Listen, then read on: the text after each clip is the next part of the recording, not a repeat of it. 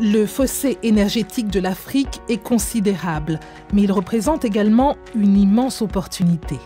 Dans le rapport 2015 sur les progrès en Afrique, énergie, population et planète, saisir les opportunités énergétiques et climatiques de l'Afrique, nous démontrons comment l'Afrique peut satisfaire ses besoins énergétiques et devenir le chef de file en matière d'énergie renouvelable au niveau mondial.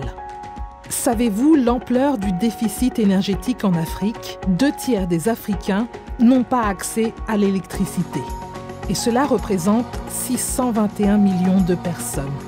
Pour vous donner une idée des écarts de consommation d'énergie entre l'Afrique et le reste du monde, une bouilloire utilisée 2 fois par jour par une famille en Grande-Bretagne consomme 5 fois plus d'électricité qu'un Malien en un an.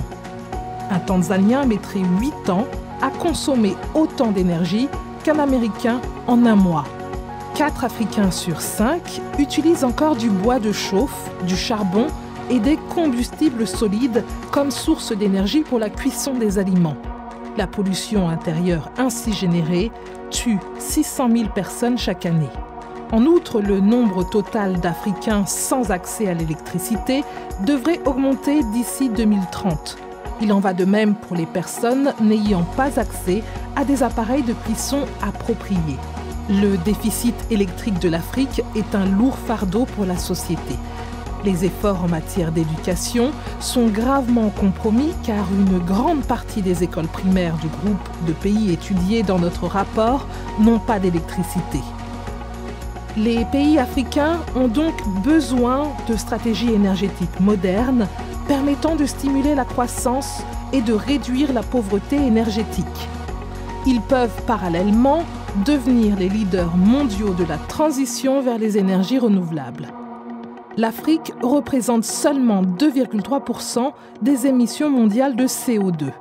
Elle peut éviter la voie dangereuse des fortes émissions de carbone, suivies par la Chine, l'Union européenne et les États-Unis, en faisant un bond en avant vers un avenir sobre en carbone, comme elle l'a fait avec les téléphones portables.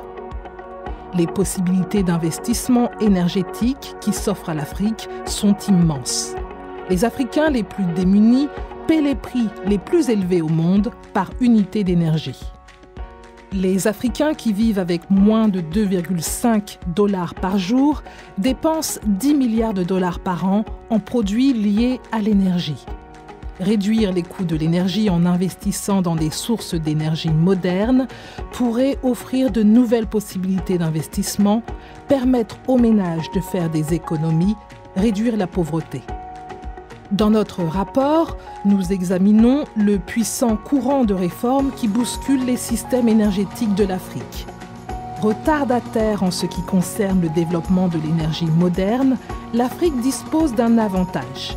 Elle peut adopter les dernières technologies renouvelables, les adapter aux besoins locaux et innover pour créer de nouvelles opportunités énergétiques.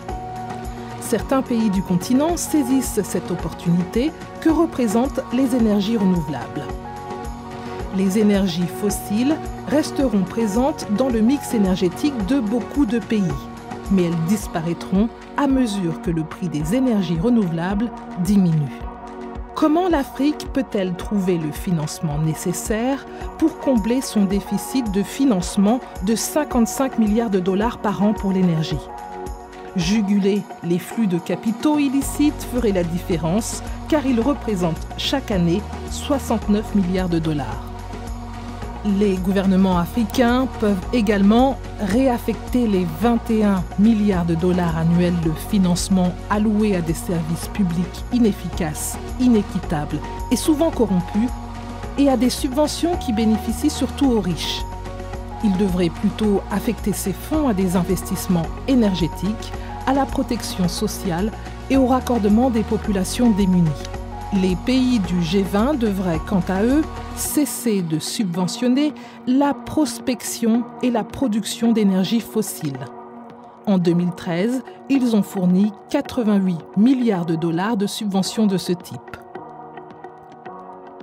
Les gouvernements africains doivent saisir l'occasion offerte par les négociations mondiales sur le climat organisées à Paris en décembre pour demander que soient réalisés des investissements dans les sources d'énergie modernes en faveur de tous les Africains et que soit apportée une aide à l'adaptation aux effets du changement climatique.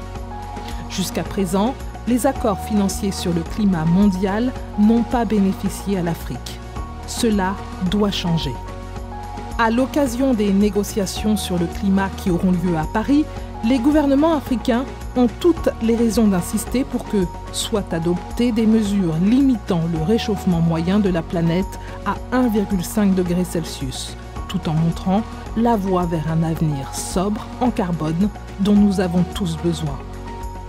Comme le montre le rapport 2015 sur les progrès en Afrique, l'heure des négociations climatiques mondiales est également l'heure de l'Afrique. Son heure de devenir le chef de file au niveau mondial.